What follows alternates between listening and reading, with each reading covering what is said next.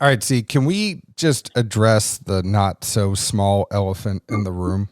You? Your stalker. Like, you have a legitimate stalker who has now made a profile, Geek Shaker, and is following all of the different groups you're in. How come you always get the stalkers? Well, have you compared our faces? I mean, I get that, but the creeps always come out for you. I like to think of them as admirers. So are you going to meet Geek at some point? How do you know I already haven't? I don't. But how do you know you already haven't? And are you a little afraid about that? There could have been a group dinner this past Wednesday with the masses, and they could have been there. I don't know. You think they were there? I don't know. I can't elaborate on some things. There may be photographic evidence that surfaces later. So you know who it is? John, I know a lot of things. I'm a doctor. I don't think you know who it is.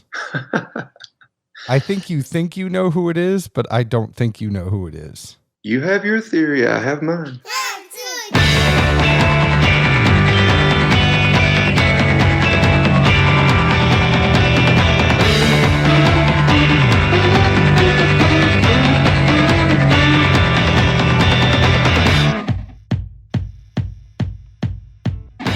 Hello, everyone. My name is John Edwards, and with me, as always, is Zeke Baker, and together we make the Dad's Drink of Bourbon. Wherever you are, whatever time it is, thank you for making us a part of your day. Hello, Dapper Dan. Well, you know there, big cat.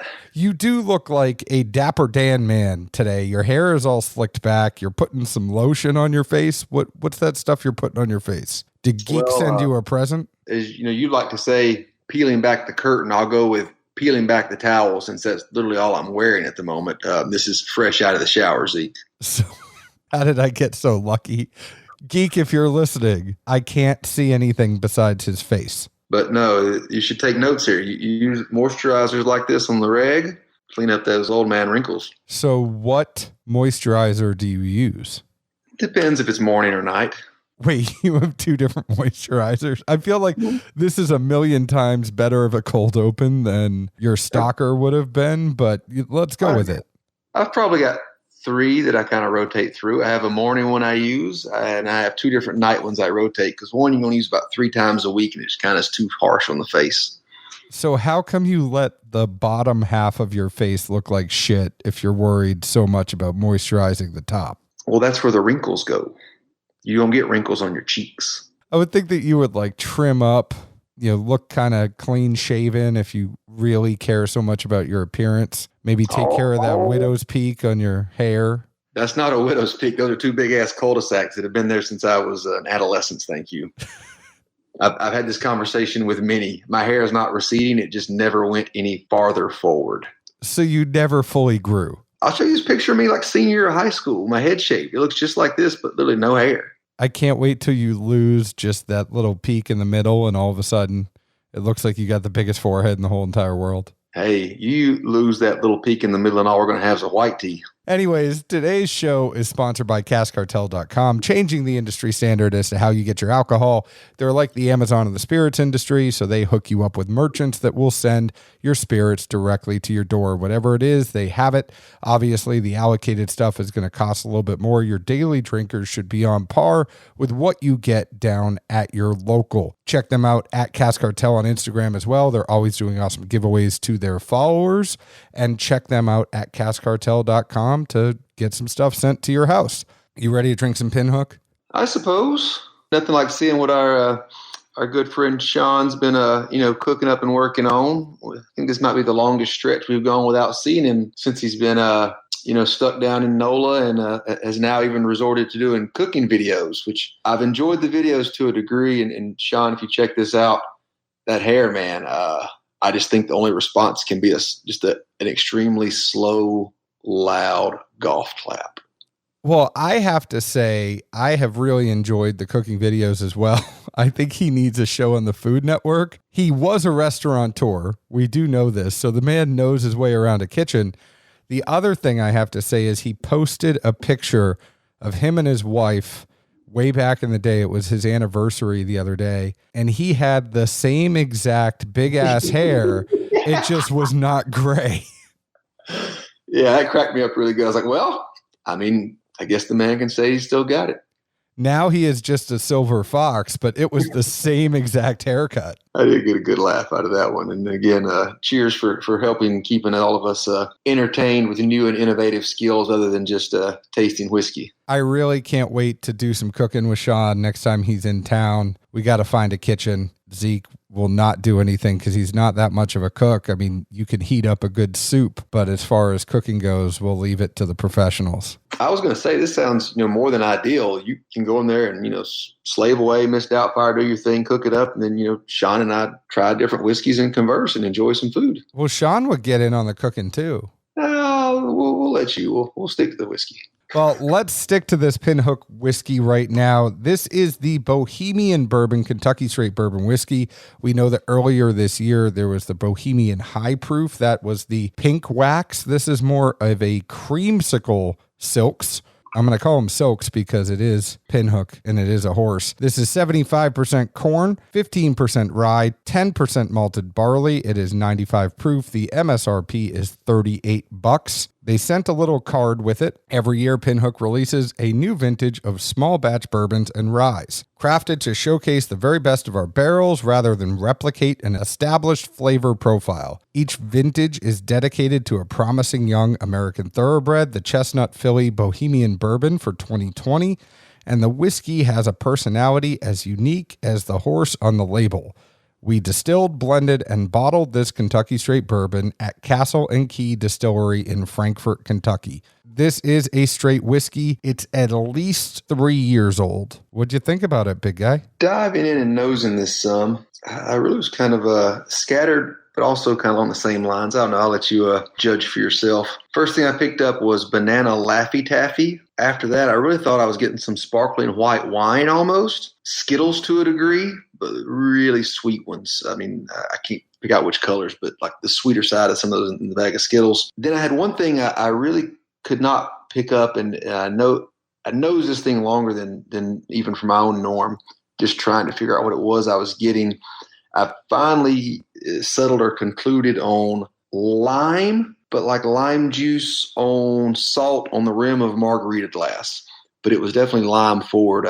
I'm pretty sure that was my nosing notes there. Palate wise, it shifted on me some. The first thing I picked up was cereal, and by that though, I'll specify the non-kid friendly type of cereal, where it's very grain forward, no marshmallows, excess sugars, whatever else it is they throw in those things these days. Revisiting this over a few little sips here and there and working it through the palate, I really felt like that the decrease in proof brought out more of the flavor of the grains in this. I also felt like the oak was starting to set in, but the juice hadn't really had time to work in and out of those deeper layers and start to pull in and out some of those deep sugars to really add that content to the juice itself.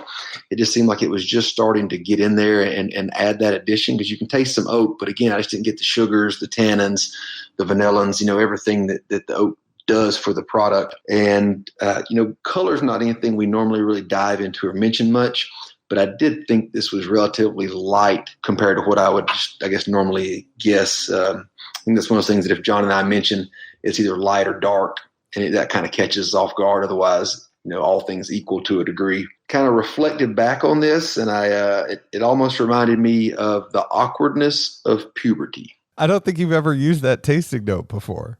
Nope. There is a first for everything. That's really where I went with it. I mean, the nose, I love it. Palate, it's got all the makings, but somewhere in between being a little young and also having that extra water put to it, I think it pulled out what sugars I was getting on the nose and some of those other aromatics, and just kind of left you with more of a baseline product, so to speak, that again, I think all the makings are there. I just don't know if this one's quite to that sweet spot yet. I think it's a different profile, and that's one of the things that I love about Pinhook is, they have 18 different expressions that they have put out. Each vintage is not supposed to be like the last one, but if there's one you don't like, there's going to be one you like. And I think there's a stark contrast in putting out the high proof bourbon and the low proof bourbon every year. You're going to find one that you're probably going to like out of those two. The nose for me on this was soft and delicate, notes of corn and sweet wine. I think that corn was was really there. Like you said, the grain, it took a minute for the nose to open up, and then I got a little bit of the frosted flakes, but it wasn't as pronounced as the high proof Bohemian. This really helped to side by side against the high proof Bohemian, and that really let me see some of that stuff that was in there. I got some chocolate too, a little bit of chocolate on the nose and a slight bit of that oak. Taste, I said it was corn and chocolate. It was not super rich chocolate, but it's definitely there. I think a funny comparison to this that I put down is if High Proof Bohemian is a Galaxy bar, this is Hershey's. And then the finish, I said little oak on the finish. It goes down really easy. I mean, Sean calls this Orange Crush because it's that creamsicle thing. It is an easy sipper. I think out of the two, I tend to gravitate to that high proof Bohemian a little bit more. I'm on my 4th or 5th bottle of that. I don't think this is a bad pour at all. If you're not into that high proof stuff, this is going to have some of those Pinhook signatures out of that Bohemian that we liked this year. It's just not as bold as that pink bottle is. The other thing I'd say is I put a splash of water in this too. I mean, we like to give our whiskeys a fair shake and everything. Putting a little bit of a splash of water in this actually opened it up even more and allowed for some of that flavor to be a little bit more pronounced. And you would think, like, here I am talking about how I like the high proof a little bit more. I think I like this expression probably more at like 92 or 93 proof. For some reason, just that drop of water dialed it in a little bit more for me. And then I really liked it. $38. I can't really complain. That was one of the things I was considering in my mind, especially when you've got two products, not necessarily apples to apples, but pretty damn close, and two different proofs. I think we kind of have to revert back to the mindset of, all right, who's going to buy product A versus product B? And I think with that lower proof, you're looking at folks that are most likely going to use a little water, going to use, 2 or 3 cubes of ice.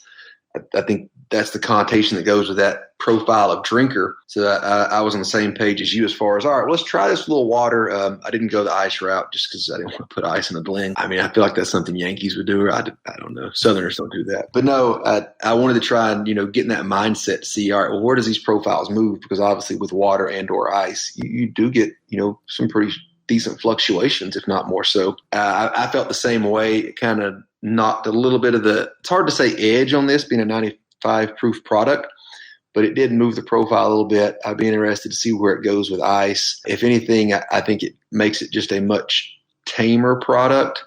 And that's where you're going to get that just daily drinker status, quote unquote. And again, I think for the market and the folks that would be targeted at, you're hitting your marks there. Like I say, to those of us that dive in and nose and taste and they're going to have 5 different expressions beside each other. I think for us, that high proof is going to be the win 4 out of 5 times. But again, there's plenty of people buying booze that aren't in that niche. You hit the nail right on the head, Zeke. And I think it comes down to what is our profile and what are we going to gravitate towards? However, Monday through Friday, I'm not always looking for that high proof bourbon profile. And this is really in the market for people that want that premium daily pour. And if you think about, we just had Woodford Reserve on, we just had Angie and Megan on. This is one of those pours that's 95 proof, so it's approachable, but it's people that want just a little bit more than a white label or a Jack Daniels or something like that. They want a little bit more in their glass. They don't want that 114 proof like the high proof Bohemian is. At 95 proof, you put a cube of ice in a rocks glass and you sit there and you sip it and you enjoy it. You have a great night. It's something you might have after dinner,